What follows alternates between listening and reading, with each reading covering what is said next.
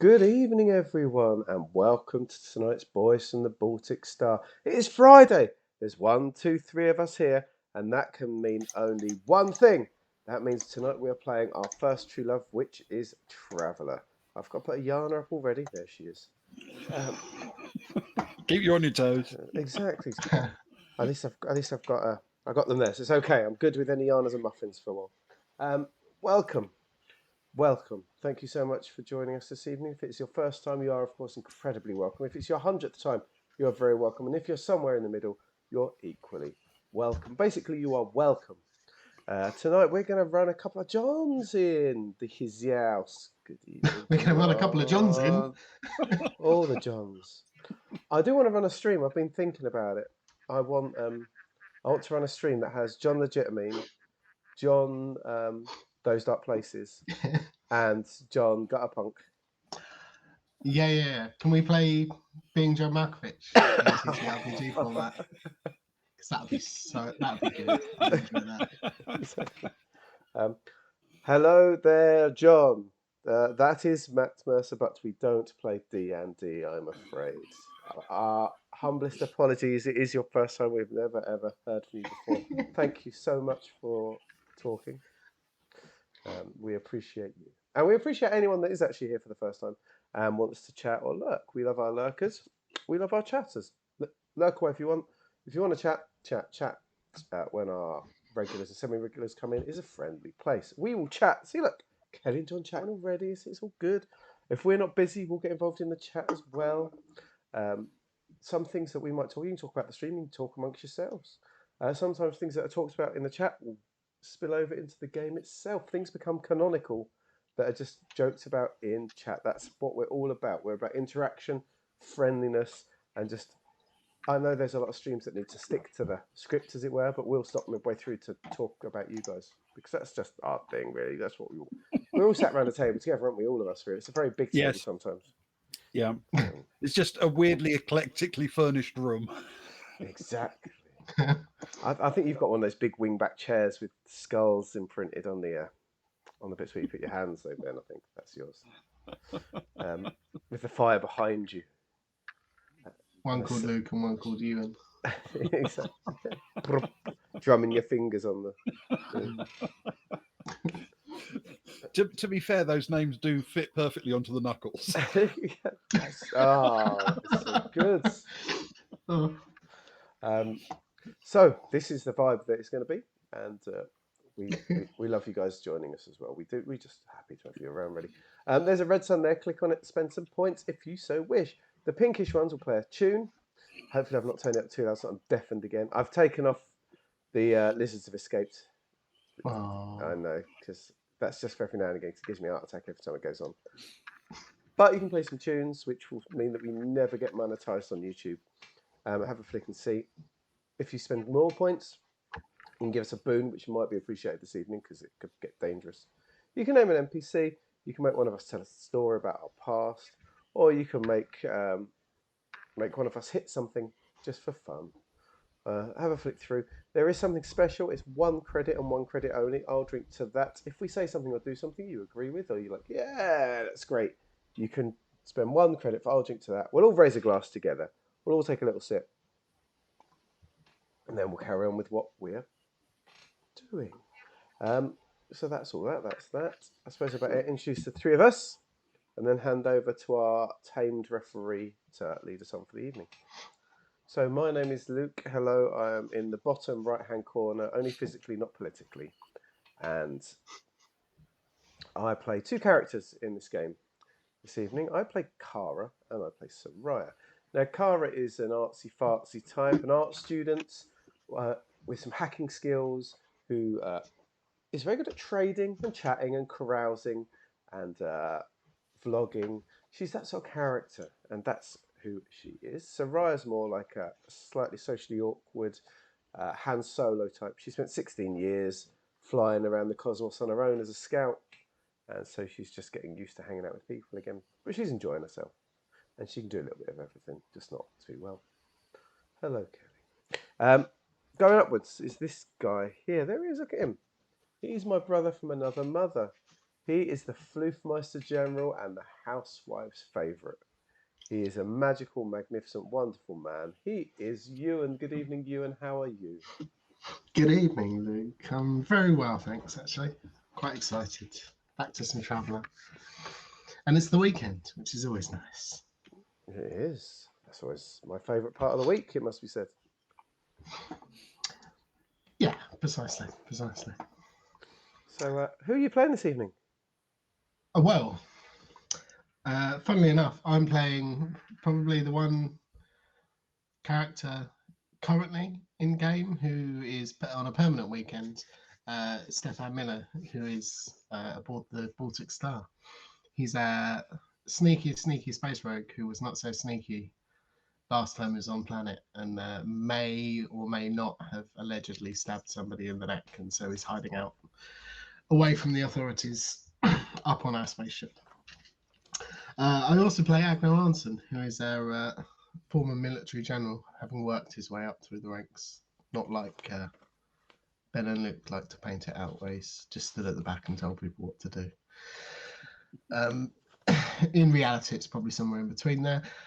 He's a Floofy Varga, wolf, humanoid wolf person, who has a heavy interest in medics, military tactics, and some light biology. Some light biology. Yeah. He's The got biology of light. He's got a heavy interest in medics. What do you mean? He dates nurses or something? No.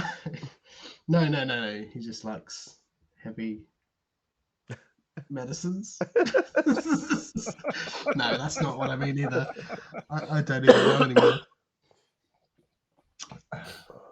Oh, fantastic. We have got a floof inspector present, which is very important. It's important to us to get a floof inspector in from time to time, just to keep an eye on Agnar's floof levels. Our floof inspector will always let us know if the floof levels have dropped a little bit too low, and we can make sure that he floofs himself up. In fact, I believe last week he did a pre-mission floofing. Yes, indeed. Fantastic. That's what we like to hear. So things are looking good on the floof front, and we'll keep you posted, of course, as is our want. Let's jump to the top. Speaking of floofy, there is a man there who is a wonderful character, a wonderful gentleman.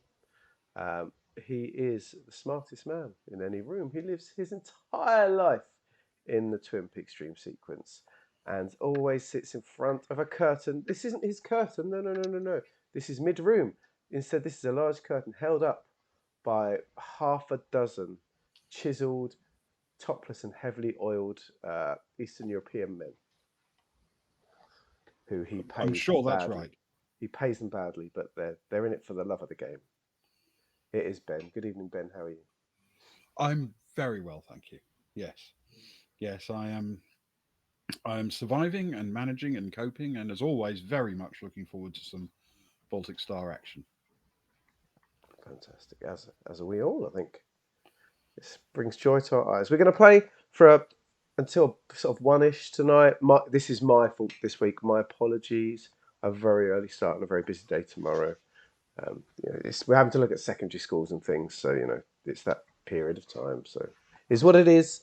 But Ben's going to lead us through joy and happiness and absolutely no danger whatsoever for the next 90 minutes or so. Isn't that right, Ben?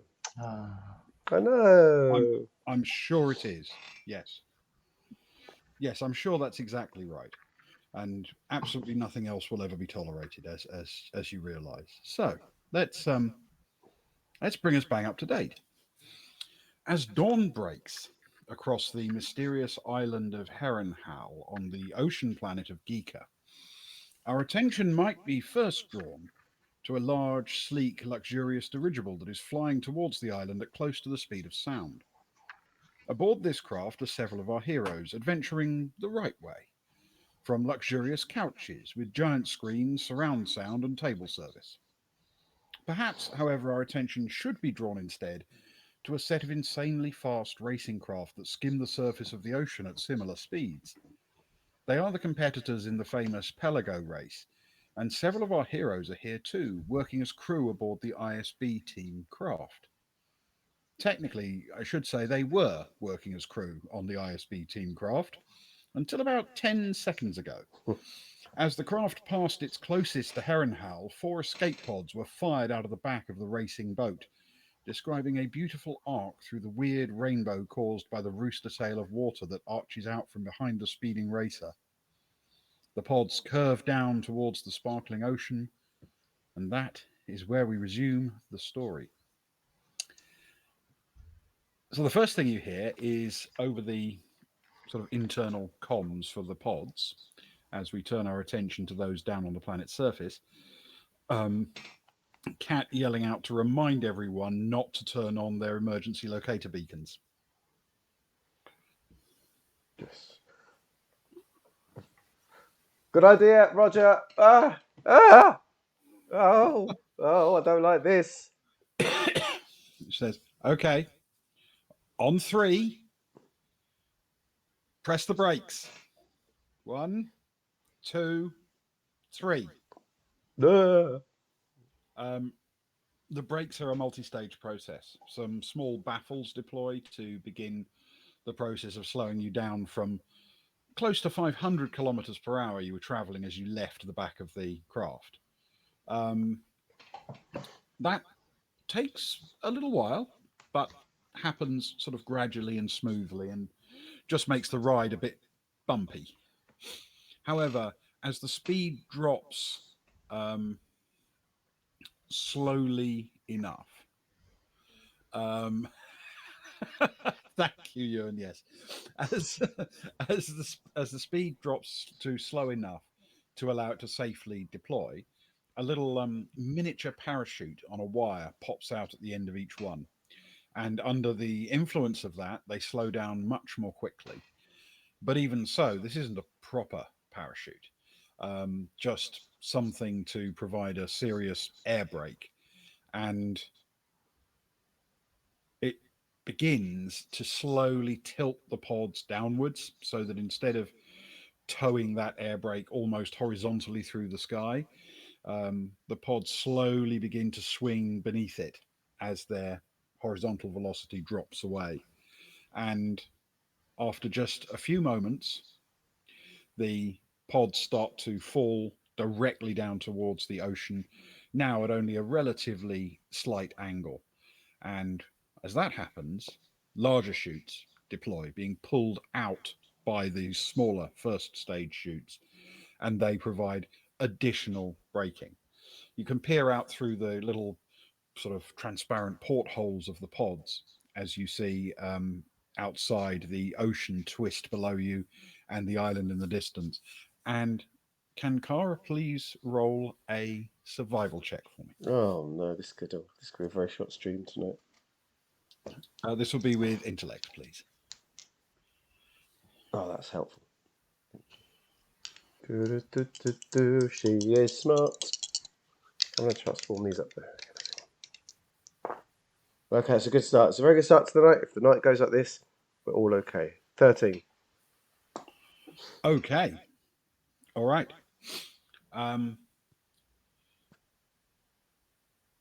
You cast your glance at the island as you see it there, and you're certain you can see a small flying craft silhouetted as it would be against the sun off to the east of Herrenhal, zipping in towards the island very low over the water. It is only really visible because you've caught a look at it against the very bright sky, because it looks, despite its size, to be sort of slightly out of focus, like a bit of a smudge. It's almost as if what you're really looking at is an insect flying so close the other side of the window that you're not focusing on it and it's blurry. But you're sure it's actually a flying craft with some kind of low observation technology that makes it hard to spot.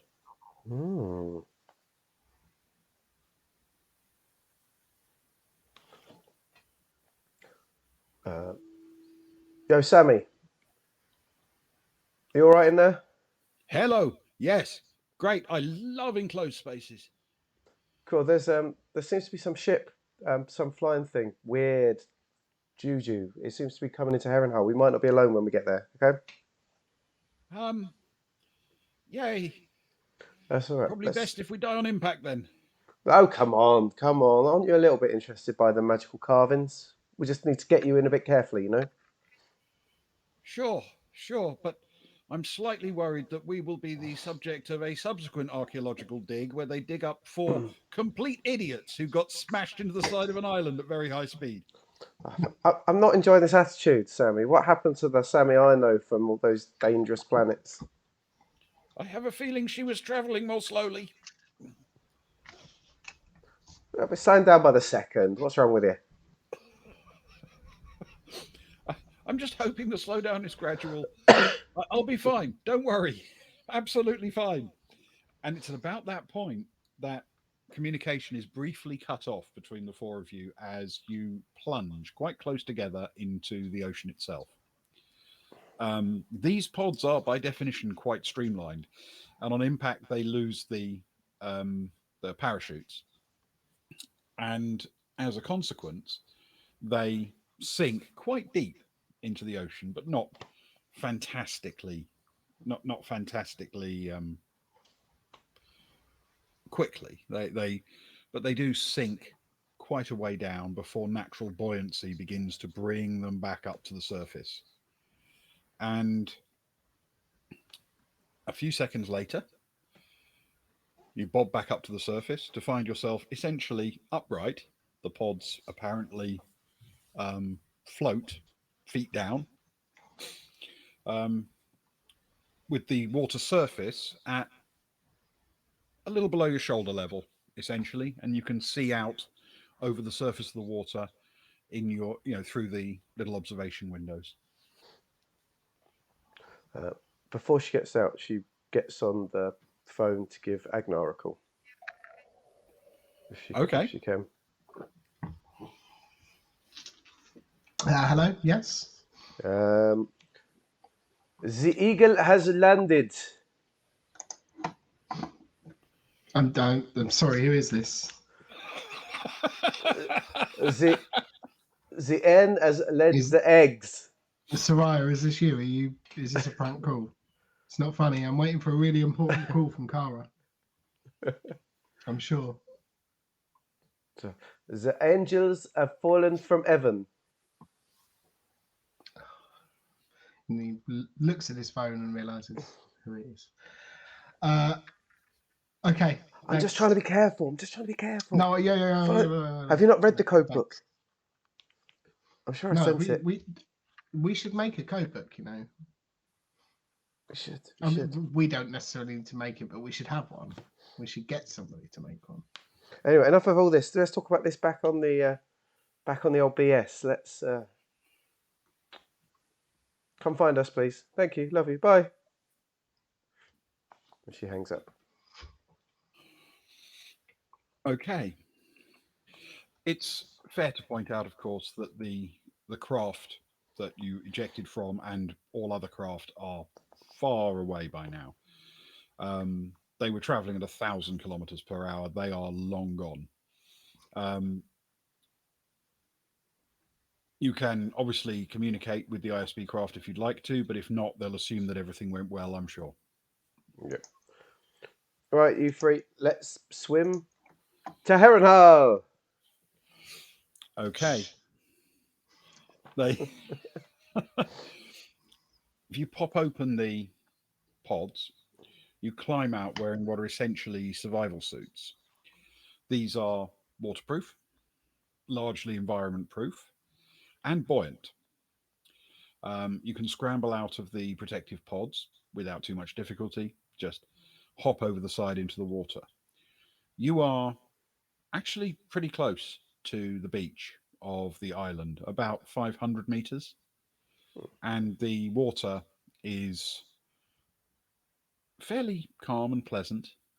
It's a fairly nice morning, and You are within sight of each other. In fact, as you clamber out and get a bit more height over the water when you first stand on top of your sort of pods, or stand up in your pods more accurately, you can see each other quite clearly, and there's a certain amount of waving and and common understanding of where things are.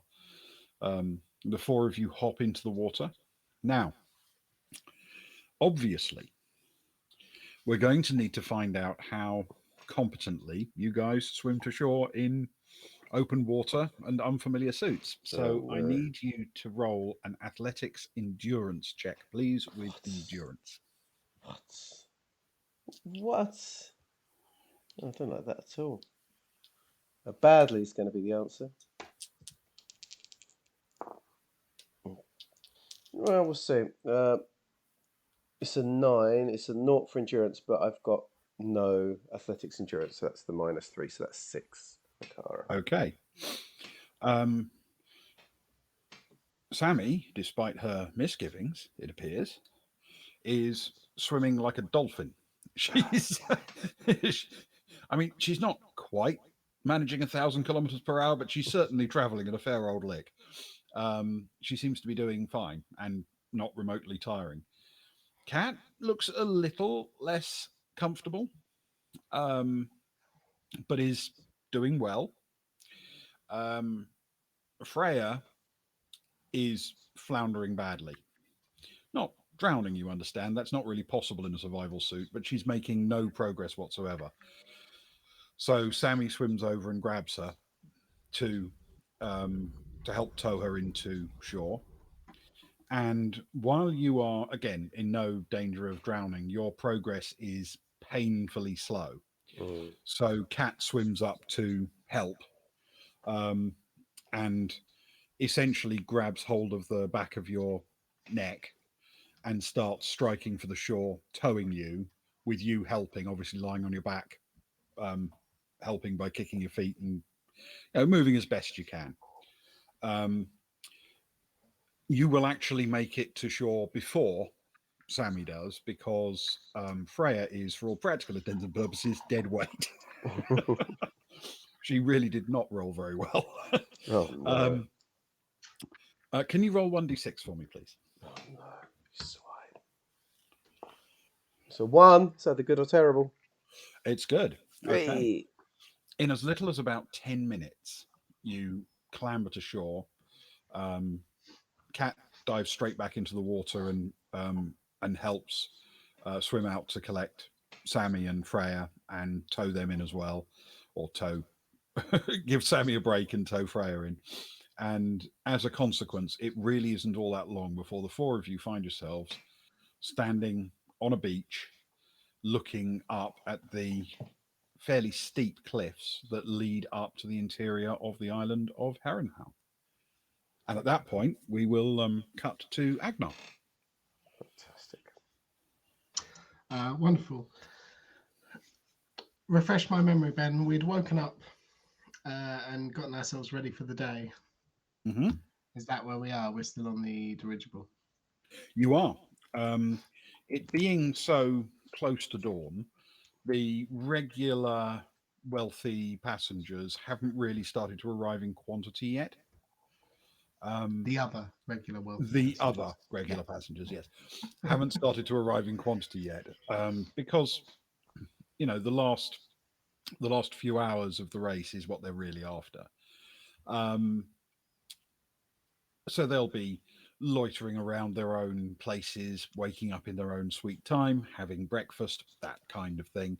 Um, it is, in your terms, just a little after dawn, but the clocks that most of them will be working to, it's kind of mid morning, I suppose. Okay, cool. Perfect. He'll look over to the booth. He was sharing, I believe, with Cags. Yes. And he'll send a sharp, well, not too sharp, but he'll, gently nudge him with his foot. Awake. Yeah. Morning. Wait, this isn't prison. Usually I wake up in prison. No. They kick much harder. Right. We're on. We're up.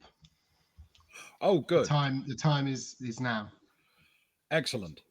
So there's a I mean, I know there's a plan. Obviously, I know there's a plan. I know you shared with me the basics of the plan, but we do actually have a plan, right? I mean, a detailed, proper, step-by-step sequential plan in which we don't die. Yes, of course we do.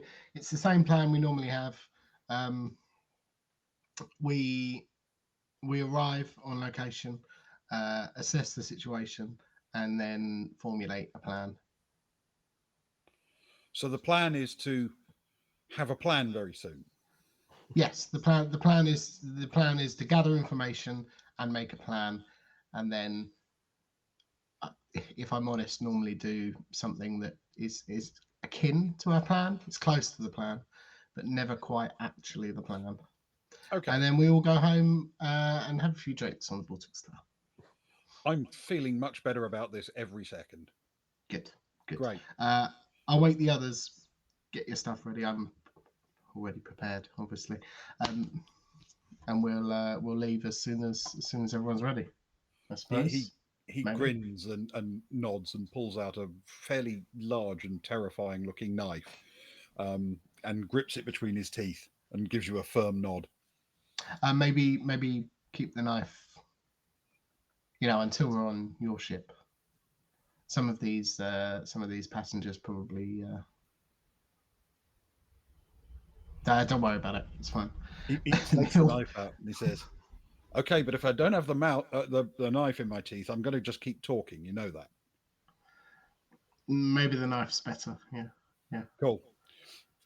You're going over to to the other group. Yeah, and he'll go over to the opposite booth, I believe. Yes, it is exactly opposite. Yeah. Pick up one of the cheesy balls that's somewhere around on the table. I'm sure they were being thrown at each other last time. There were Just before many bed. cheesy balls left. Yes. So he'll throw one of those in and. Hey, Agna! Is it still your birthday? Actually, that's a good point. I'm not sure. Probably not.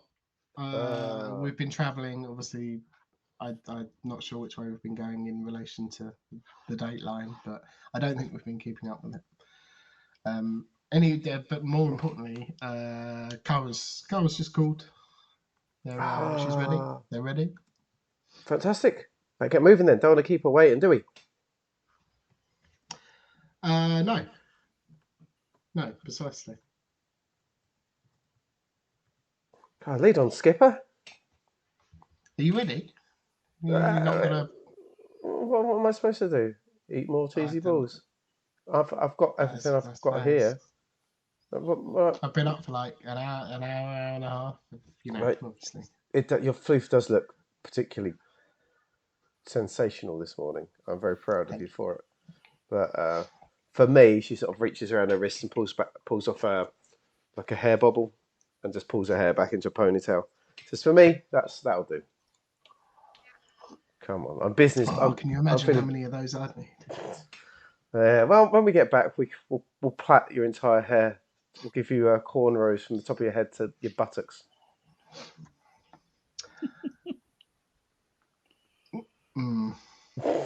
If we get back. Be positive. That's something to. I was trying to be after the suggestion of cornrows, but okay. Right, get those two. I'll get Cags, and Egnar looks over his shoulder, presumably to Cags still hanging out with a blade in his mouth. I think it's fair to say, put the blade away, grabbed his stuff, and is standing in the middle of the sort of main concourse part, trying to look as inconspicuous as he can, which it isn't really an ideal place for him to look inconspicuous. He looks inconspicuous in places that are greasy and violent. This is really a bit too upmarket for him to look thoroughly inconspicuous. Agnar leads into Soraya and says, he's not very inconspicuous. He looks like he's trying, but he's certainly a lot better than when I left him. Looking good. I've got a Looking good good, feeling about Cags. this. You're looking good, Cags. Thank you. Feeling good. You've been working out. In a manner of speaking, I've been working out how on earth we survive this. Ah, don't worry about that. If we do, we do. If we don't, we don't. Let's get going.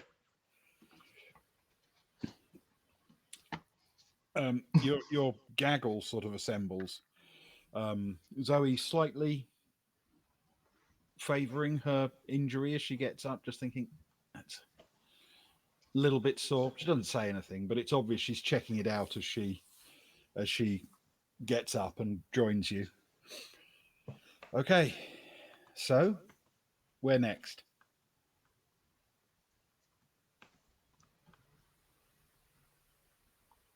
There's an awkward silence. And Agnar will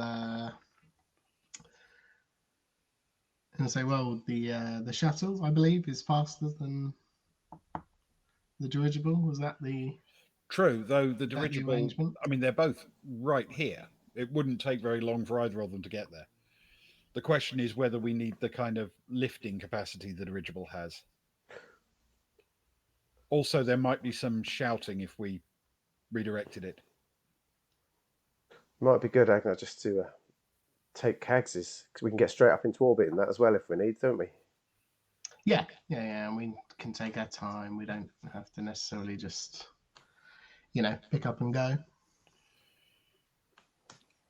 Isn't that what it says on your shampoo? Pick up, go, rinse, repeat. It came with a free T-shirt as well. Nice. I don't wear it. But... I've noticed. That might be what I used to clean the outside of the Baltic Star that time. Oh. Sorry, it's never going to be the same again. Yeah, I mean, it's not going to cover much ground, is it? I like to do my bit. You might get a panel clean, I suppose. Yeah. It's like one of those big bridges. We'll just do a little bit at a time, then we'll get back to the beginning again. Come on, I'm excited, Agnar. Let's go and save the day. Come on, this is the stuff you're good at, General. Sweeping in, rescuing your men, women, storming You're back right. off again for crumpets. I'm good at saving the day. To the shuttle. Okay. The shuttle. On the way, Agnar will just he'll grab Zoe a little bit away from everyone else and just say, "Do you want me to have a look at that when we get on board?" Thanks, but yeah, maybe good idea. At least let me know what you think.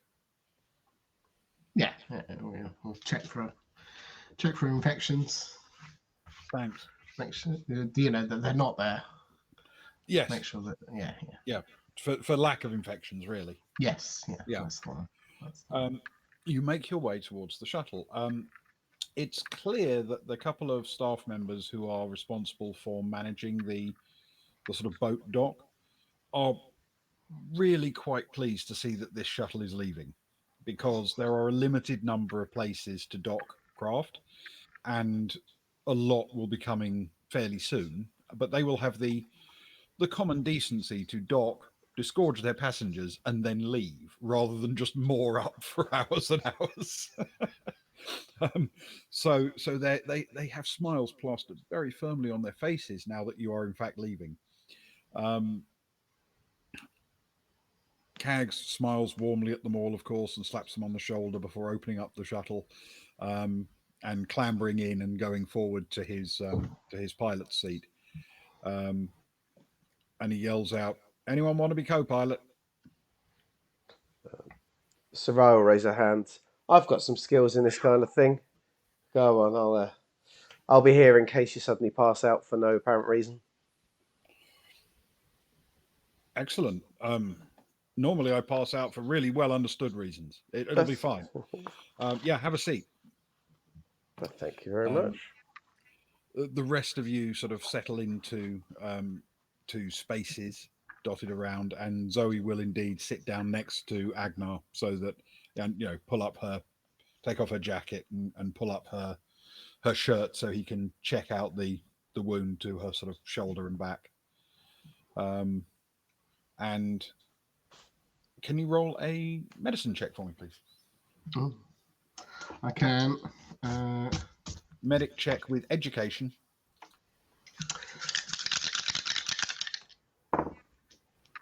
no, it's probably a good thing. That's a 6 on the dice, plus 5. Ooh. Okay. 11. 11. All right. It's a fairly well taken care of wound. It seems to be healing normally. It looks sore, painful, probably uncomfortable, but it doesn't seem to limit her mobility, and it's cleaned and healing. You did a good job when you took care of the medical role. You could perhaps get her back another endurance point, but it's probably not going to buy her that much, really. She's not that far off full health, and it would probably take a while. These conditions aren't exactly ideal for that. But you can offer if you think it would be sensible. You're not going to have a lot of time either before the shuttle is down. He probably won't on a shuttle and a short shuttle ride. He'll just say, "Oh yes, yes, this is some fine work. Whoever healed you up did a top-notch job. If I do say so myself, you'll be right as rain any day now." Thank you. She, gets herself back dressed again, and leans back against the bulkhead, sort of feeling the reassuring, cool firmness of it, knowing that any second now things could go badly wrong and things could get fast and noisy and hot.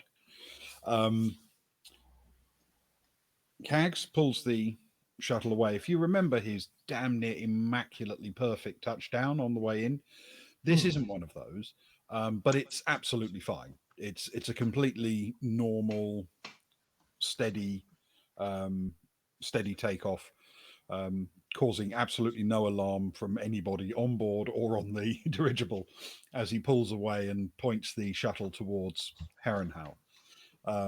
However, he first dives straight down towards the ocean. And as he does, he yells out, "For those who are interested, the the ISB team seems to be pulling out a little bit of a lead. Just in case Yeah. anyone cared." Ooh. That's good. That's good. Agnar, that's good, isn't it? Agnar, that's good. Agnar will look over at Sharp and smile and nod.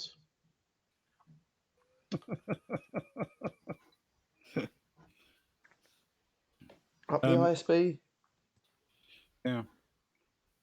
Sharp looks around the cabin and settles herself and gets ready for any action. And then after a moment, she calls out, "So, any idea what we're flying into?"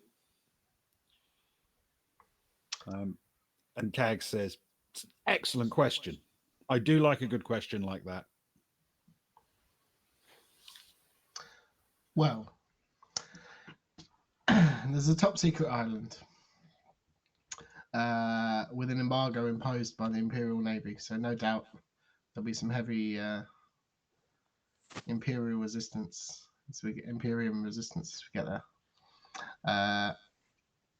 Our friends are there, which is good news. Also, there's possibly an ex-Zidani spy there holding one of our crewmates hostage, which is bad news. So all in all, I'd say a mixed bag. Right.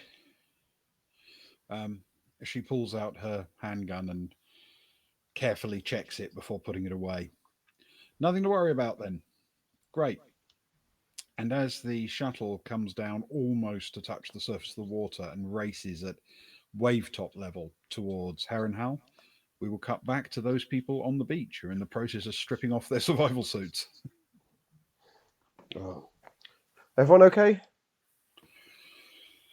All good.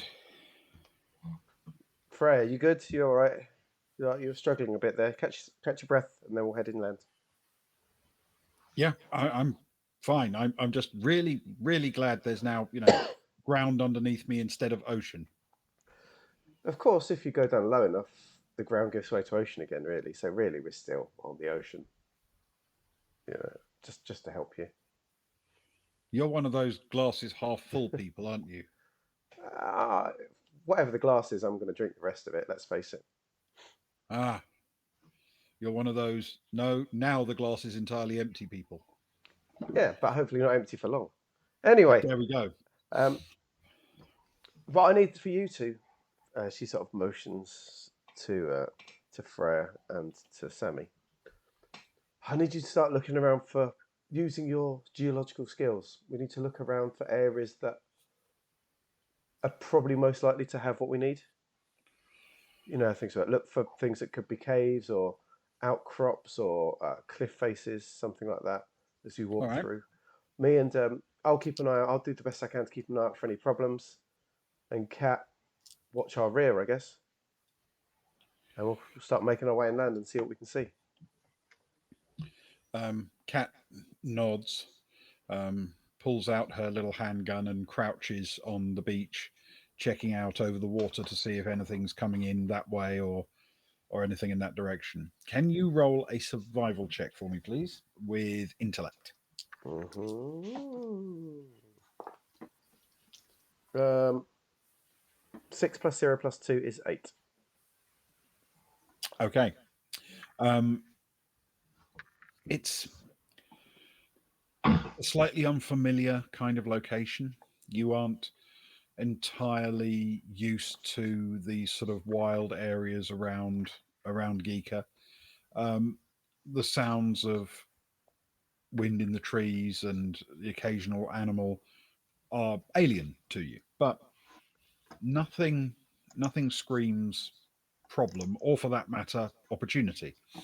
Um, However, after a couple of moments, you do get a little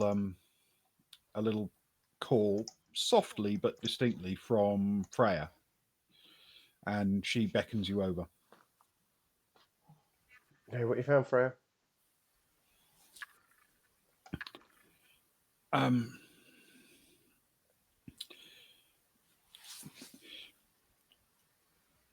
I don't know exactly how to express this properly. Um, I can sort of show you. And she starts scraping away at an area of sand. She's already exposed just a little bit, but she pulls back a lot more of it. And as she does, you can see that underneath a fairly shallow covering of sand, there is a black rock surface. It looks a little reminiscent of granite, but it doesn't have that sort of crystalline structure that granite has with texture in it. It's more just a smooth. It looks more reminiscent of something like obsidian, for example, Yeah. just pure dark grey black color. Um, and as she sweeps more and more aside, you can see that it is, as far as you can tell, perfectly flat, perfectly smooth, and perfectly level. This seems weird. Uh, ever heard of this sort of thing occurring this way in nature before, you two? Um, Sammy glances down at it and says, "In nature? No."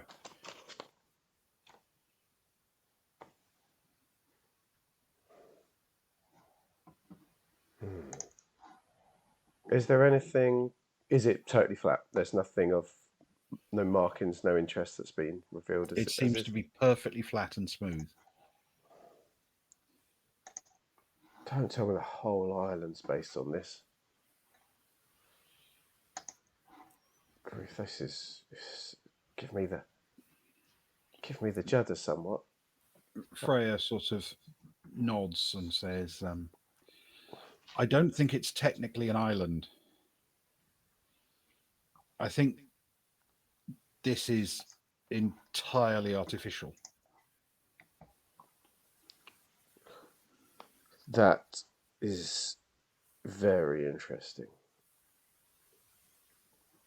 Explains some things and asks even more questions. But sort of Kara takes a few pictures of it, tries to get I don't know if I can, if I need to roll for it, but her plan is to take some pictures and then say, come on, this is interesting, but we need to head on. We're limited on time before the world and its wife come piling in on us. So we need to keep moving to find what we can. All right. So you can essentially head around the island in either direction or head straight towards the middle.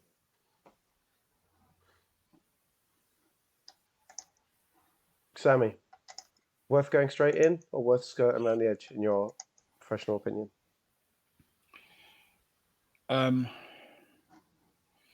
I'd say in, probably. Then If they built this like this, they probably assumed the edges would get battered by storms and what have you, I'm guessing.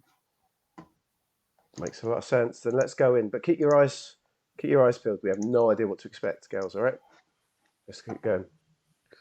Kat, you all right at the back?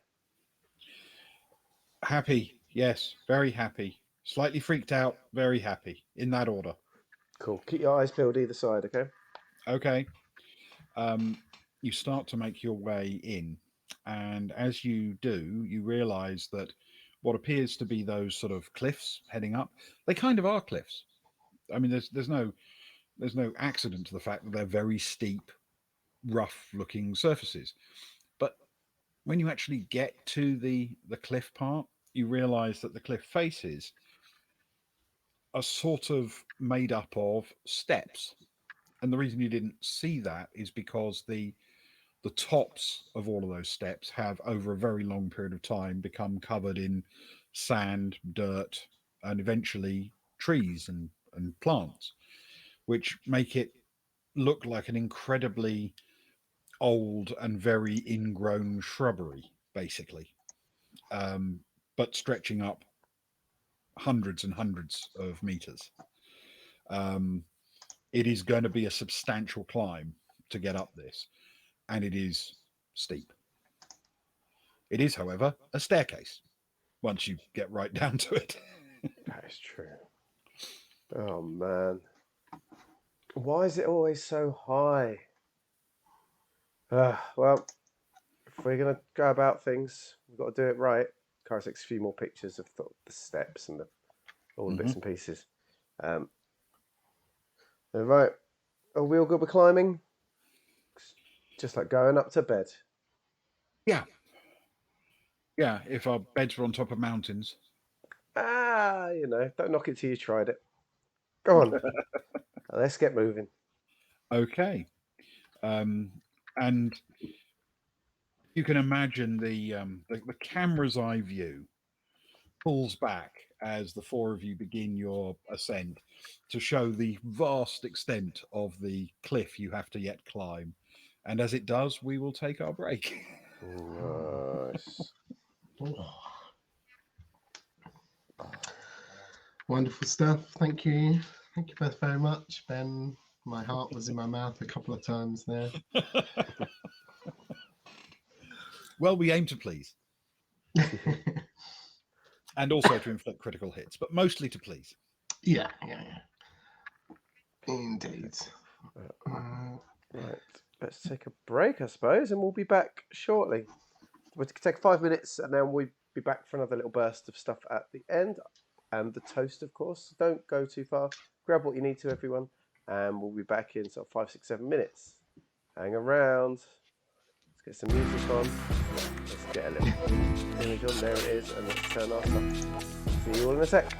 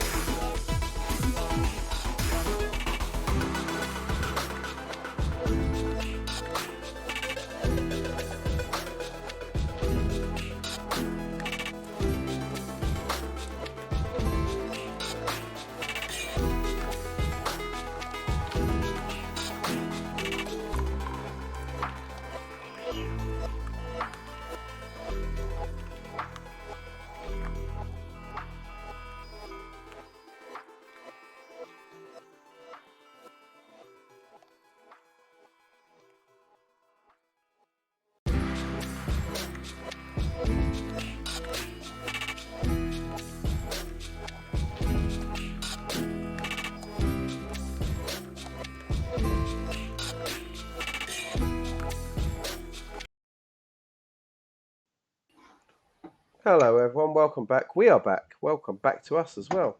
We are back for the second half of this evening's instalment. But before we do, we have to follow through with a very important part of every evening, which is, of course, a toast to a fallen comrade. It is tradition and it's something we do every time. And at the moment, it's falling on me. It cycles around the three of us. And at the moment, it falls on me to lead the toast. And it's a toast to a barman. The barman of our hearts. The barman whose strong forearms and strong jaw saw us through many nights on the Baltic Star. And who died tragically on a planet far away for no real good reason at all. After being dragged there for, again, no real good reason. But he died, and it's important that we remember the good times. And one good time I like to remember is that late at night, if there was someone new on the ship, one of the the people coming that we were given a lift to, if things were quiet and sort of had cleaned up the bar nicely, Greyhill would drink with them. Being a good, strong drinking man, he would outdrink them regularly. And there'd be a little song that he'd whistle to himself before going to bed, after dragging the unconscious victim back to their room, ready for a massive hangover the next day, before Greyhill returned to his quarters for a whistle. And you could hear him. And often Carr or Ragnar or whoever could put their ear to the door and hear him singing this song. And it went something like this. I want to pour them like they do on Giikur, please. Hear them, let them drink it. Pour it, baby. Drink with me. Love drinking intuition. Drink the beers with halves to start. And after he's loosened up, I'll be the barman of his heart. Whoa, whoa, whoa, whoa, whoa, whoa, whoa. I'll get him sloshed, leave him steaming drunk. Whoa, whoa, whoa, whoa, whoa, whoa, whoa, whoa. I'll get him sloshed, leave him steaming drunk. Can't outdrink. No, he can't outdrink Greyhill best. He's puking like nobody. Can't outdrink. No, he can't outdrink Greyhill best. He's puking like nobody. He was a fine barman, a fine drinker, terrible singer. The late great Greyhill best. To Greyhill best. To Greyhill. Possibly Lady Greyhill, but yes.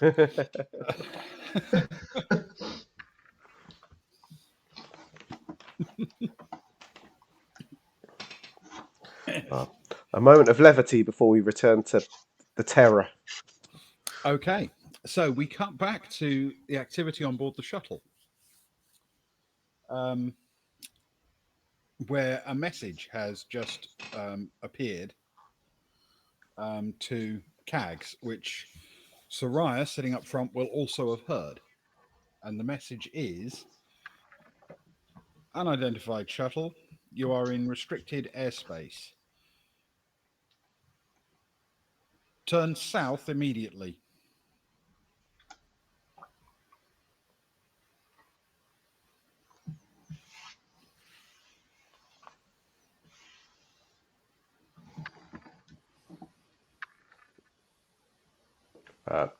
Sorrel sort of look at Cags and then look back to behind. So Agnar, they're onto us. Which they? Does it sound official? Does it sound very sort of militarial, Ben? Like a military? It certainly police? could be. It certainly sounds official. Whether or not it's military, they haven't identified themselves, but it certainly sounds official. It could, at this stage, just be air traffic control, essentially. Of course. Sharp, your security. Do you want to come up here and have a listen in on it? Maybe help us out with this a bit. She hops up and walks forward and leans forward over the console. You want me to try something? Well, I feel you must be a lady that's, had to go through a lot of these sort of official lines. Is there good ways to stall them? Good ways to sort of make it seem like you're doing one thing while you're doing another? Keep them off our back for a bit. I can try. Okay, she's going to try a persuade with social.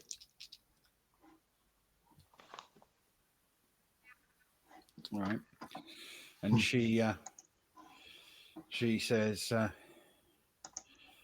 "This is Olivia Sharp, security officer for Speranza Corporation. We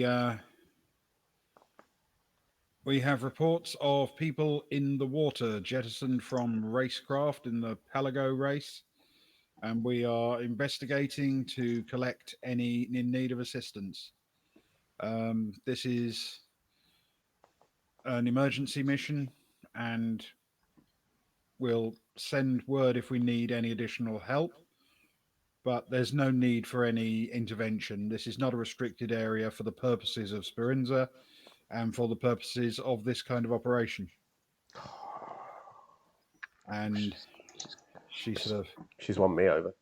She sort of sits back and looks very tense, wondering what the response will be.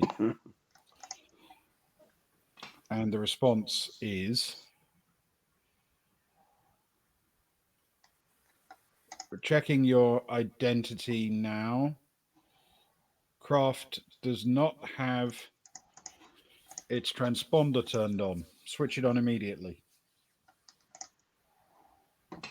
And Cags looks across and says, "Yeah, it's going to be a snag if we do that, because then they'll identify who the craft belongs to.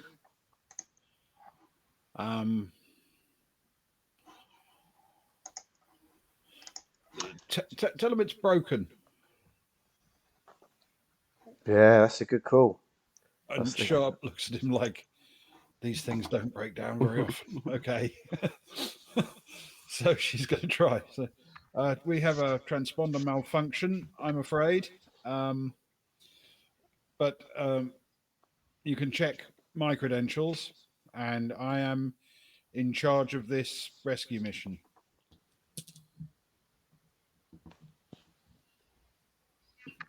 There's quite a long pause, and then you get back the response from a different voice, different sound to it. "Unidentified shuttle. This is the Imperial Navy. The area is restricted even for humanitarian work, and the license for Speranza Corporation only extends to racecraft and those craft directly following and supporting the race. Those have to have appropriate transponder settings, and your transponder setting is off. If I do not receive indication that you are turning to the south immediately, we will order that you be taken into custody. Is that clear?"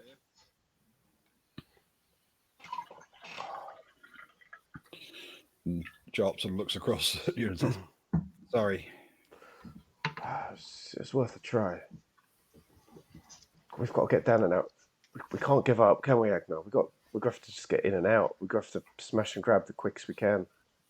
How far out are we? He sort of glances at the thing and he says, "Less than 100 kilometers, obviously, because that's where the line is. We could pull back and wait outside the area, wait until we're called for, and then go in flat out. Hope we can get there fast enough. Or we can go in now, land the shuttle, and bail out. But if we do, then obviously they'll probably come and seize the shuttle or destroy it." The clock starts at that point, doesn't it? How long will it take to go 100 kilometers in this thing? If I really put the toe down, I mean, about around about 4 to 6 minutes. It's not too bad, is it, Agnar? If every minute we sit back, we're giving them a chance to Find what they need to find. Find something. Because once we cross that line, that clock's starting, isn't it?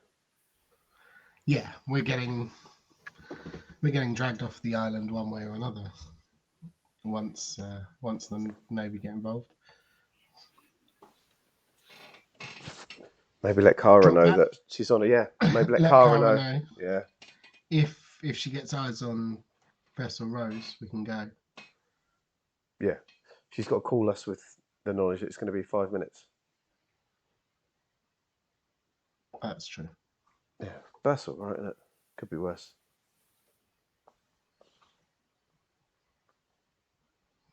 Yeah, it could be worse. It seems we like hold the back? best Says option. Cags. Or not? Yeah, let's hold back. Yeah. So, Let's do it. and you can tell us who this craft belongs to whilst we wait, maybe. Okay. All right. He starts to turn the craft south, and watches his controls until he can see that you just crossed back over the embargo line, before slowing the craft down. And Sharp leans in and says into the comms, "Okay, we've pulled outside the restricted area. We're going to stay here and scan for any people in the water." There's a response from the Navy and says, "Do what you want to, just stay outside the line." Oh, if only Pramus was in system, Agnar. Navy Mum would sort them out. Yeah. What do you reckon the chances are of getting a message to Kara without it being monitored, picked up? It's got to be worth the risk. She's got to know that we're waiting until she gets back to us. She doesn't know that yet. As far as she's concerned, we're on the way. She'll be waiting a long time. This way, she's got to call back to let us know that she needs us, you know. It changes it up. So she needs to know one way or the other. Yeah, you're right. You're right. Okay. So who's making the call? It's got to be Agnar, isn't it? Go on, Agnar. I hate talking to myself. I know. That's why I waited. Yeah, he'll call Kara.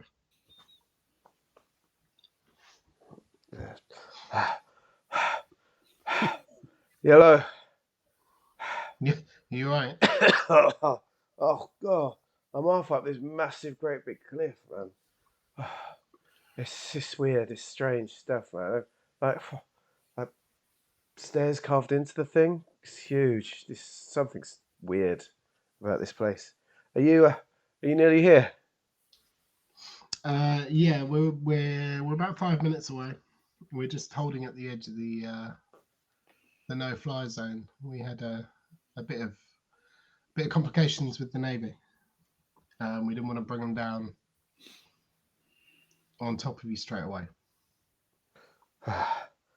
Okay, so if I call you, it's 5 minutes, right? Yeah. So I hope we can outrun the Navy then, if that's the case. Yeah, I mean, that would have to be the case either way. I'm more worried about,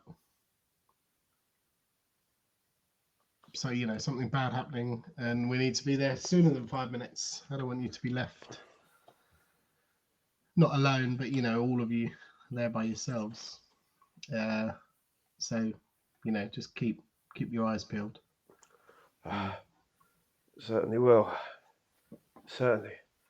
Okay, send us a message. Listen, we need to work on your cardio when we're back on the Baltic stair.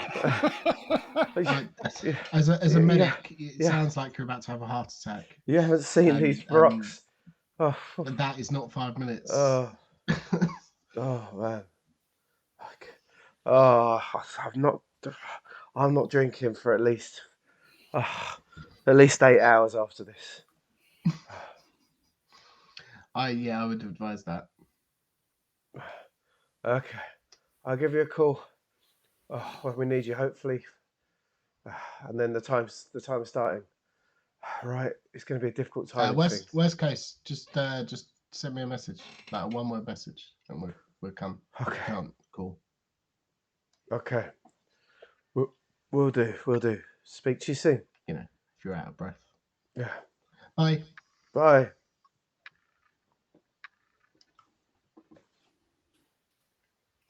Yeah, we're good. Well, they know, at least. Okay. So we cut back to the island ish. Don't call it the island. Ish. The islandish. It's got connotations. Can you roll a survival check, please, for Kara? This will be with intellect or education, your choice. Just for the Well, stairs. she was educated the expensive way, and she's smart, so either one's fine. Yeah, it might be 7, but it's a +2, so that is 9. Okay. The sort of academics are focusing very hard on their climbing and not paying that much attention to anything else. But Kat, who is a little bit fitter, faster, lighter, seems to be making good progress, and every step she climbs, she's sort of glancing around. You actually see her freeze, and she taps Kara on the shoulder, and just as she's doing that, you realize you can hear something as well. There are voices some way along to the side of where you are, and it's impossible to make out exactly what it is, and they're on the other side of various trees and shrubs in the shrubbery. But they are clearly male voices talking.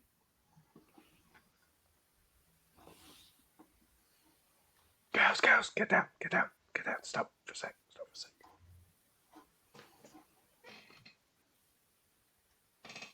We've there are other people on the island. Just the other side of these trees, I think. This is not expected at all, not expected. Okay.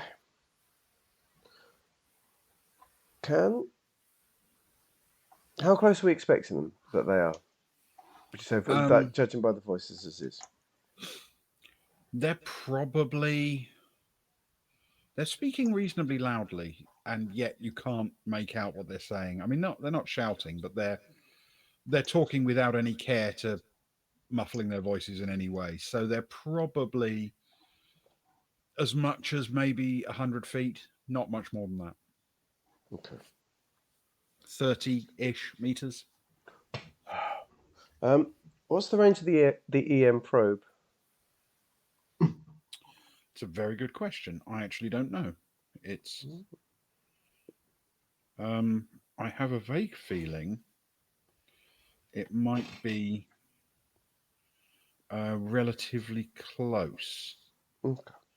Let me see if I can find the entry. Thank you. Because it is, I think,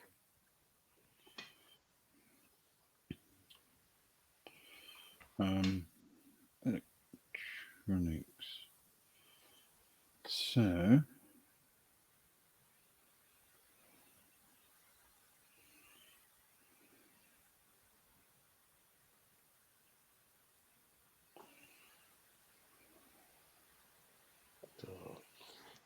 Dear viewers, I haven't asked for something like this for quite a long time in the old book. True. I could get up and walk over to find the shopping book over on the other side of my room, but I'm comfortable. I've got my feet up.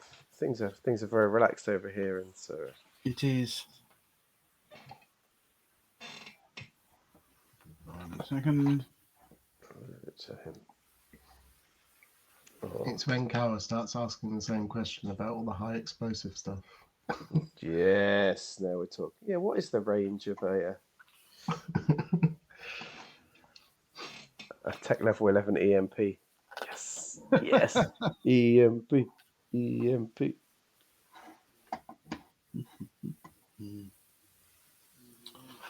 Okay.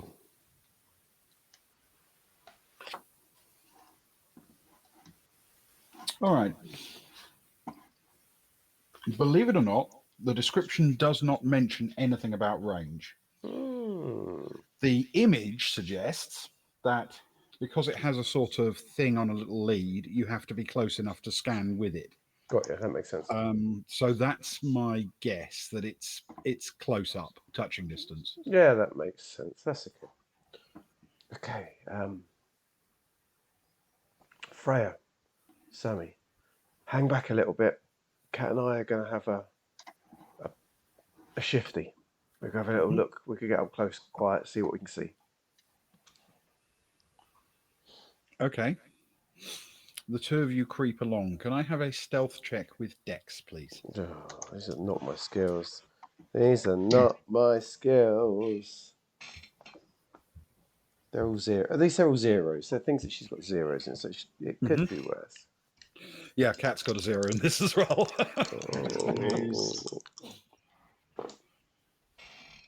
Oh no. 6. 6 total. Bad time for Okay. a bad roll. You start to creep forward. You can feel that you're making a fair amount of noise. You get a little bit closer, and you can hear the voices. Kat is just a little way ahead of you, moving a little bit more smoothly and quietly. And at a certain point, the voices suddenly stop. And you can now hear one of them saying, "What was that?" There's a sort of long wait. And then the other one says, "I can't hear anything." The other one says, "I'll check it out." And you can start to hear a little bit of soft movement coming towards you. What's the cover like here? Pretty good. It's obviously a sharply angled surface, but on every step level, there are trees and bushes and shrubs. You can certainly attempt to hide. Let's attempt to hide them, please. Okay, this is going to be a stealth roll with Dex. Oh, God. You weren't really expecting it to be something else, were you? Philosophy. It's carouse, obviously. What is hiding? Kelly. Kelly's come Kelly. through. Good stuff, Kelly. A boon. Perfect booning. Always with the clutch boon. I'm taking the clutch boon immediately. Okay. And I'm not ashamed to do it. And that's potentially good because I can drop a 1. And I've got a 5 and a 3. Strong booning, Kels. Thank you. 8. So a total of 8. That includes your Dex bonus, or don't you have a Dex bonus? I have a Dex bonus of 0. But Okay, there you go. I do have 0. Right. So, Cat actually didn't roll quite as well this time, but still matched yours. You both effectively hide successfully, and the guy tromps around a bit, looking. Can we see him? Does Kara recognise him or what he's wearing? Because she had the run in with the guys, didn't she?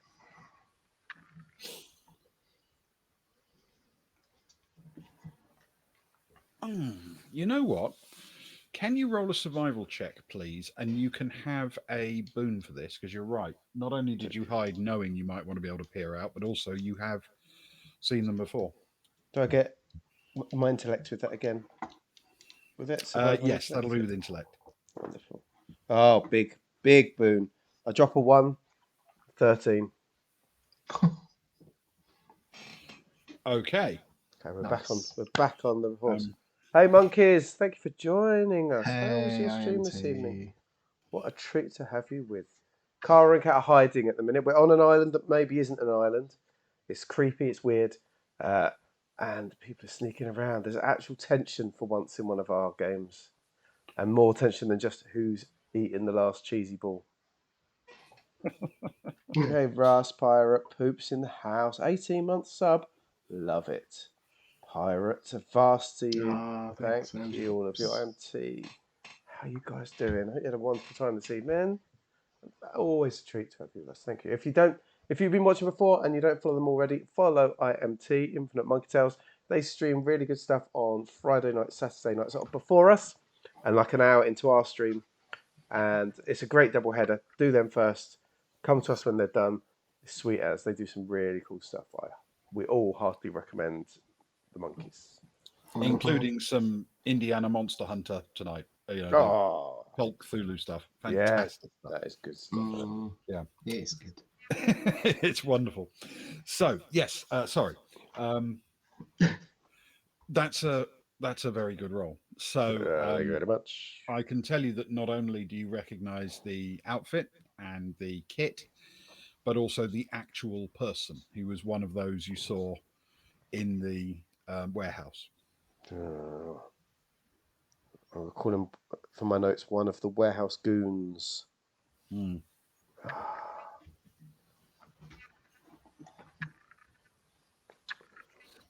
Right, now the question is, do we let warehouse goon go back to his mate? How like heavily is he poking around? He's looking around idly. He knows there's potentially someone else who might be on the island, but equally he knows there are things living on the island, and he heard a noise, but he doesn't really know what it is. He's checking it out because it's his job, not because it's his life's ambition. Oh, bless him. Oh, I'm tempted to do something, but I don't know whether it's a good idea or not.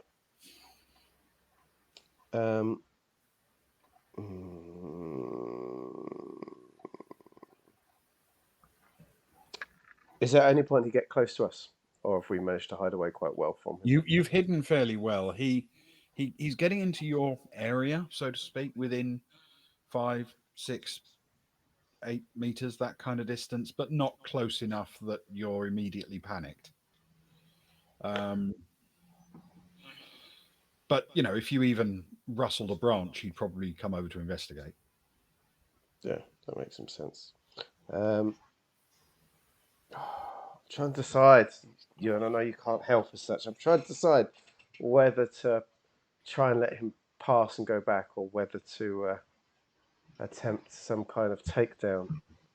I'll go back to my Metal Gear Solid days. What was always the best option in these things? Are there any cardboard boxes? Yeah. Yeah.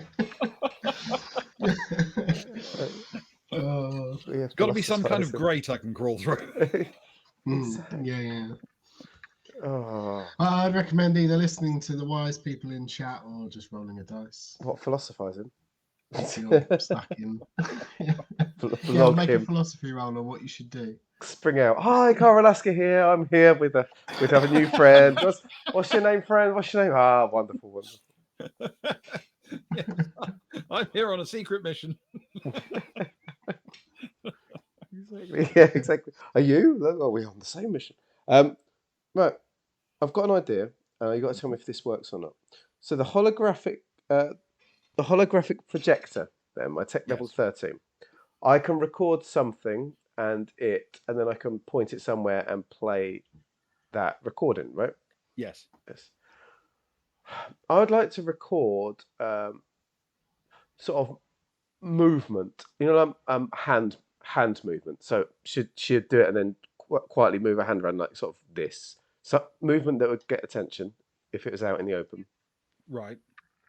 Because the idea is what I want to do is once I've got that recorded, I want to point that in so that his back would be to us and point that movement happening somewhere, sort of in on the edge of a undergrowth, to draw his eye Okay. to Yes. to draw his eye to movement, basically. Yep. So that is what I'd like to try and attempt, please. Okay.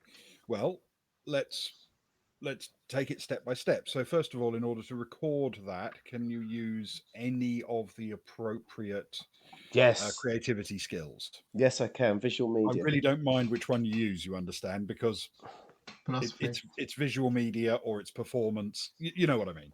Yeah, let's go visual media. Okay. Can I use my education with that? My You can use intellect with that? education with that. Yes. Lovely, thank you. Yeah, that's a 7, but it's plus a 4 is 11. Okay. You have no difficulty at all doing so, and it's a fairly convincing looking representation of a sort of waving hand. Yes. Yeah. Um. So I'm gonna wait until he's sort of looking slightly away from us, so it'll catch out the corner of the eye, Yep. You've then got a I'll- good view of him. You can tell which way he's facing easily. and then I will grip in my hand. I'll sort of make it very clear that my stun fist is upon me, and sort of show Cat what I'm planning to do. Somewhat. Okay. And then I'm gonna point the projector away from us, not too many meters away, because I don't feel I can make too much land distance, if that makes sense. Yep. Yep. And then take a deep breath, aim it, and start the playback out the corner of his eye, please. Okay. All right. I'm going to ask you to do a deception check with dexterity, please. Okay. And I'm going to make him roll a a survival check. Oh, God.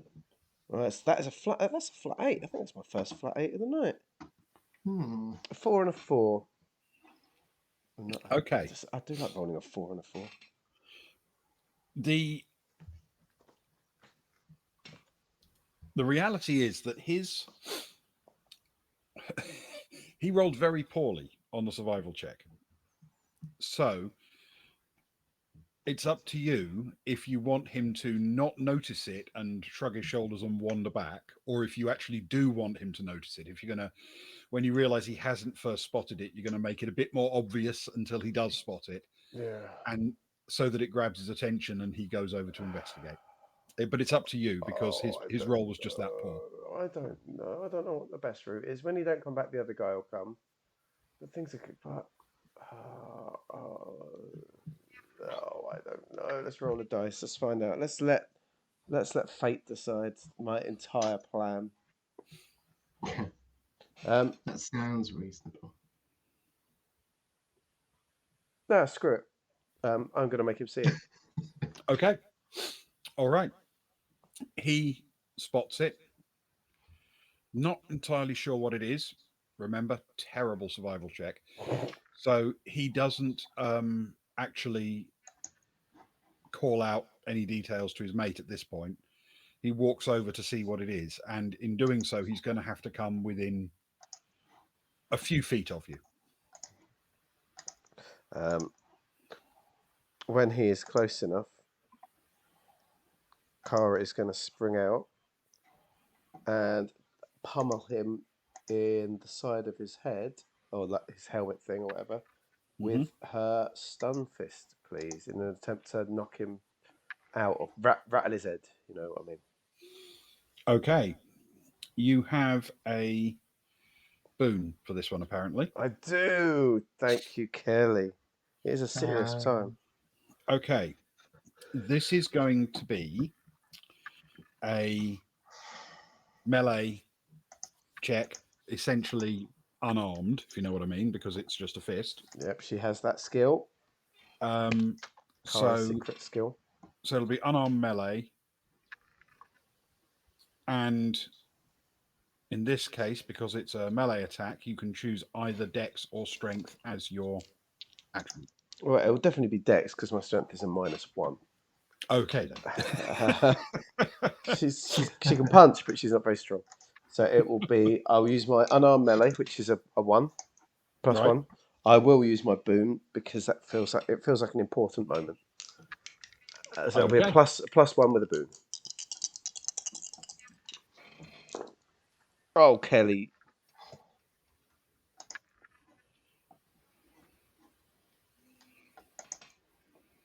So that's going to be. We can drop one of those 4s. It's going to be an 11. Okay. Bosh. Can you roll 1d6 for me, please, for some basic impact damage? That is a 5. Okay. Plus 3 is a total of 8. Plus the stun cooks off. Yeah. His legs go weak. He opens his mouth as if he's going to say something or yell something, but all that comes out is a breath of air, and he falls. He is stunned, so when he falls, he falls down 3 or 4 of those sharply angled steps before coming to a rest against a tree, not very far below Cat, who was right next to you. And she immediately starts scampering down towards him, pulling out her knife. Oh, But before she does anything with it, she'll look up at you as to whether or not this is the right thing to do. Kara will look to her and smile and draw her thumb across her throat. Okay. We've gone brutal. They did You try know, and kill Kara, to be fair. worth pointing out that happened. Not tonight, but it happened. Exactly. Yeah, I mean, in game terms, it happened like 24 hours ago. Yeah, exactly.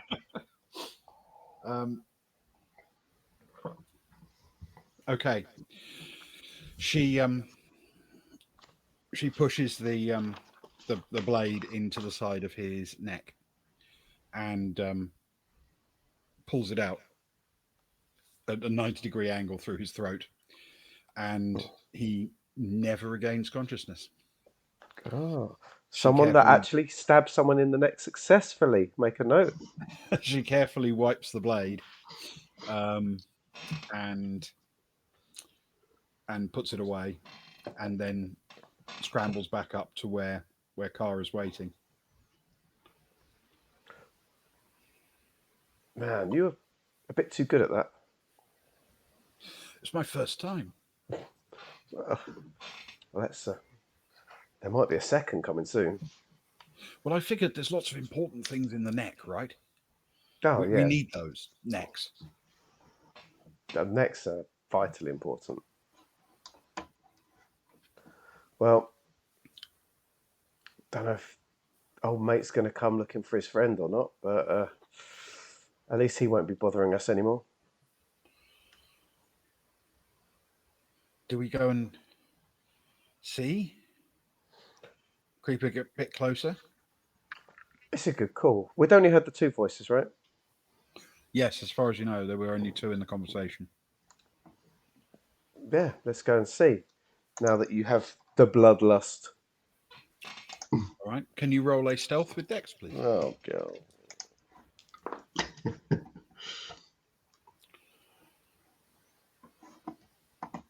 Seven. Okay.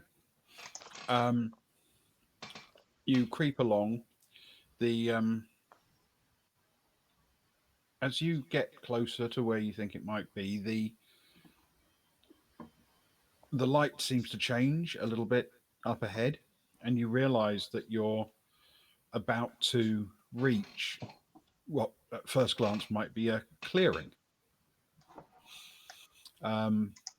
In actual fact, it's a platform cut into those steps, and running into the side of the mountain and disappearing. Ooh. The platform is relatively wide, It's a flat surface essentially. So the steps continue up on each side of it, and then after you reach the top of the tunnel, they resume full width. But just for that little bit, there is an area that's about 5 meters wide, and because of the steepness of the steps, really only cuts out about the same amount, roughly, of vertical slope before the slope resumes. Um, it is, however, a flat area, and sitting on the edge of it, his feet down on the steps immediately below, so right at the facing outwards, if you see what I mean, away from the mountain, is another one of those men in the sort of Oh. nondescript military outfits. Um, he's sitting there looking relatively bored, and behind him you can see the yawning gap into the mountain or whatever it is behind him, which appears to be pitch dark. If he was to be pushed off, how far would he fall? It's a flight of stairs Mm. with certain amounts of So, greenery, so tumbling more than. so he would roll and bounce and what have you until he hit a bush or a tree or whatever. That might be after a meter, or it might be after 10, but it's not going to be all the way down the mountain. Yeah, that makes some sense. Has he got his back to us as it is? Yeah. I mean, not literally his back to you, but you're kind of at a 3/4 angle on him over his right shoulder. Yeah. I can't remember. The Stunfist only has one charge in, right? I'd have to reset it. You'll have to recharge it, yeah. Yeah. So instead, Kara will pull her little stunner, her little stun gun thing. You know, which I think is less exciting, but gives a little bit of a jolt, I think. Yes. And she nods at him and nods at Cat's knife, and sort of shows this, sort of as if to nod, same again, kind of thing. Cat pulls out the knife, grips onto it, and we enter melee. You have the first move without him necessarily being aware of it, though as you charge towards him, obviously there's a chance he might hear you. So let's start with stealth with Dex, please, as you approach.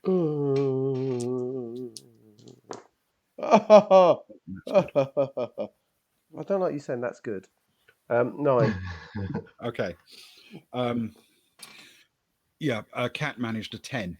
Yes. Oh, that's good. I like it. So as the two of you charge in, you do in fact achieve complete surprise. Can you make an attack? You still have to attack him, even though it's with surprise. Of course. But you can obviously have a boon for that, please. Lovely. Thank you very much. The boon has helped because that is going to be 12. I got rid of a 1. So did Cat and ended up with an 11. Oh, Cat, yes. What teamwork. Okay, Teamwork so you've got a 12 in total? Yes, please. Cat has an 11 in total. That's 1d6, please, damage. 4. Plus 4 is 8 plus stun.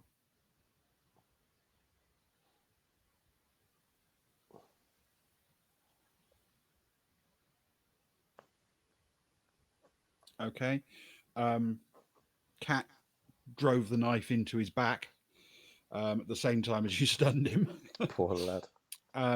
And did a total of 14 damage. Oh, nice. That is, in fact, enough.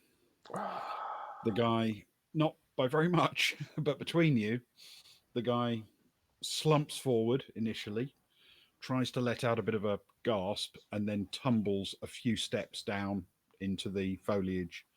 But he is technically not actually dead, but he's not getting up anytime soon, put it that way.